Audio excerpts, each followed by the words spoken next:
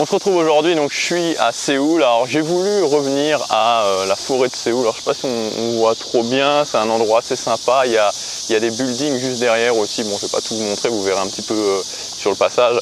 Donc à la forêt de Séoul, c'est vraiment un truc sympa.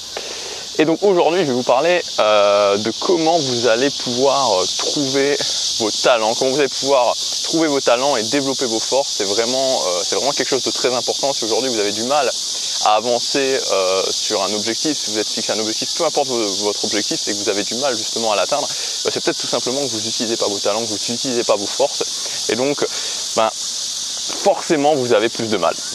Alors j'ai une vision un petit peu particulière à ce niveau-là, et je voulais juste vous partager avant de commencer une règle. Ça s'appelle la règle des 10 000 heures. Donc la règle des 10 000 heures, c'est quoi? Je fais juste attention à la marche histoire de pas tomber, parce que voilà, pas tomber avec l'appareil photo, casser l'appareil photo, me casser dedans, ce serait pas le top. Donc comment fonctionne cette règle des 10 000 heures? Cette règle des 10 000 heures, c'est assez simple en fait.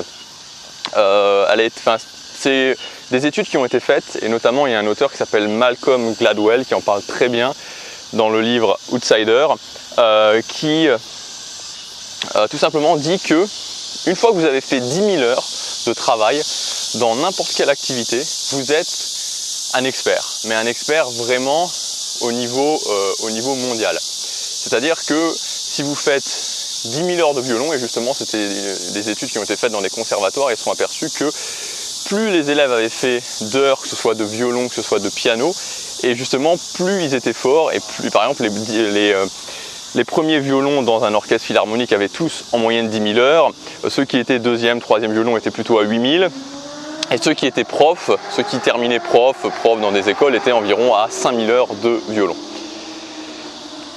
Donc cette règle des 10 000 heures, elle s'applique tout le temps, et c'est une règle vraiment très sérieuse, voilà, qui dit qu'au bout de 10 000 heures, vous êtes un expert dans l'activité. 10 000 heures, juste pour situer, ça représente environ... j'ai coupé juste un petit peu parce qu'en fait il y a des insectes qui volent un petit peu partout, mais voilà, on voit les immeubles, c'est vraiment quelque chose d'assez sympa. Ouais, donc ça représente 3 heures par jour pendant 10 ans, ça c'est la règle des 10 000 heures.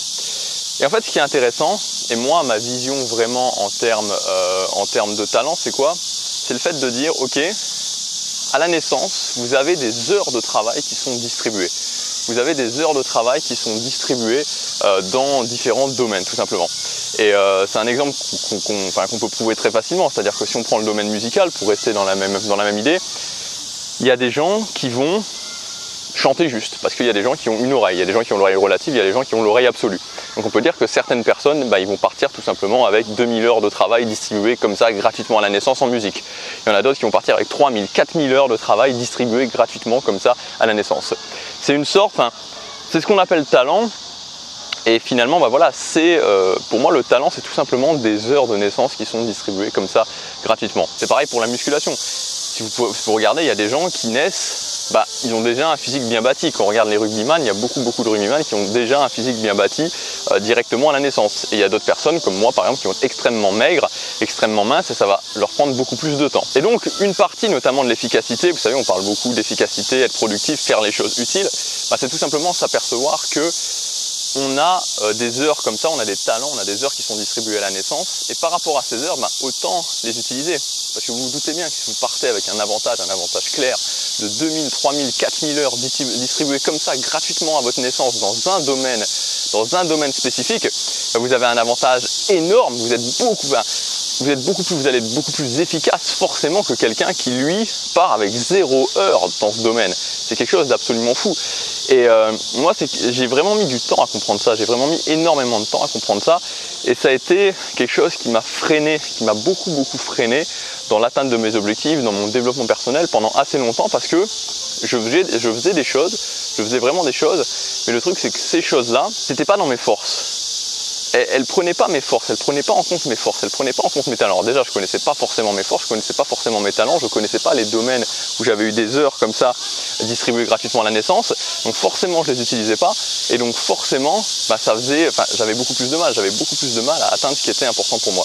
Et aujourd'hui, ceux qui réussissent à haut niveau, ceux qui réussissent à haut niveau leurs objectifs, et surtout ceux qui réussissent rapidement, donc cette combinaison de réussir et d'avoir du succès en même temps d'avoir un succès rapide, c'est tout simplement des gens qui utilisent ça qui connaissent leurs forces, qui connaissent leurs talents et qui savent les développer, qui savent utiliser leurs talents, qui savent utiliser leurs forces. Et quand vous utilisez un talent, je vais attendre un petit peu là parce que je passe sous des arbres et c'est absolument inaudible pour moi. Alors je ne sais pas si pour vous entendez, mais ça fait un bruit complètement fou, quoi, complètement fou.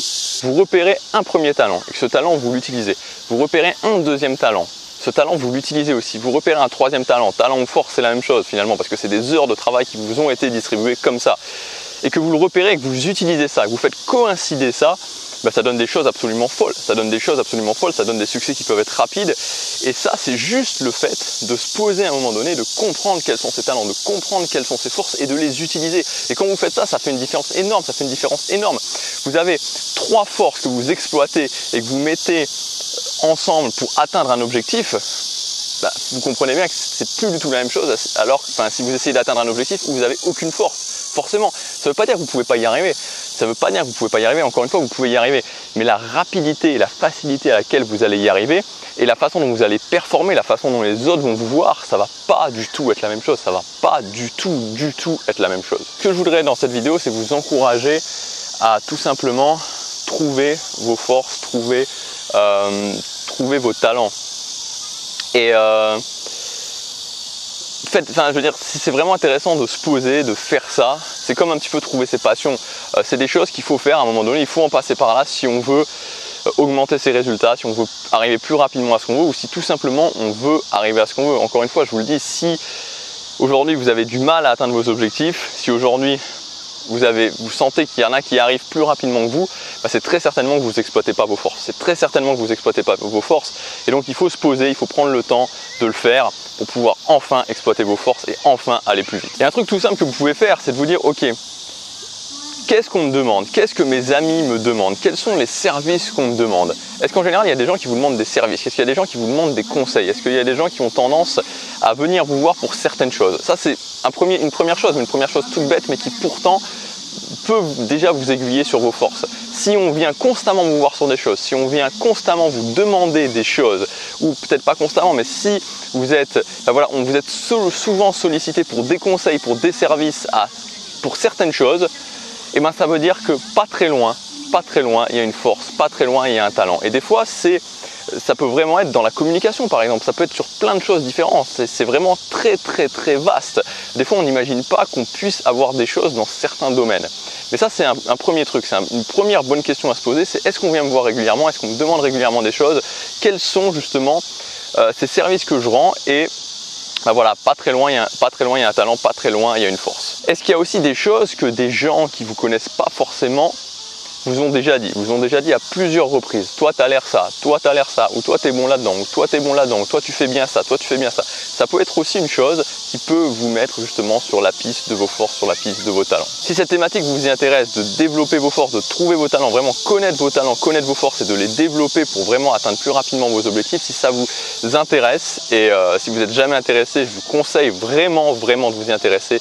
On en parle en détail dans le jour numéro 2 de la formation Mission de vie. Donc on verra tout ça en détail, on parlera de comment trouver vos forces, comment exploiter vos forces, comment exploiter vos talents, comment les développer. On verra vraiment tout ça complètement en détail et notamment il y a un test pour ceux qui veulent vraiment aller extrêmement loin, pour ceux qui sont vraiment, qui ont compris cette importance. Je vous propose de faire un test dans cette formation et ce test c'est juste incroyable à quel point il va vraiment vous cerner. Donc ça c'est dans le jour 2 de cette formation, on parlera aussi dans le jour 1 des passions, de comment faire une liste de passions et comment vous engager vers ces passions et dans le jour 3 de comment vous connecter à votre mission de vie pour vivre votre légende. Voilà, j'avais envie de faire cette première vidéo à Séoul ici. On se retrouve demain pour une prochaine vidéo. Si vous voulez accéder à la formation Mission de vie, elle est accessible seulement jusque demain soir en cliquant sur le lien dans la description ou sur la fiche livrette juste ici. Je vous dis à demain pour la prochaine vidéo. Passez à l'action, chaque jour compte.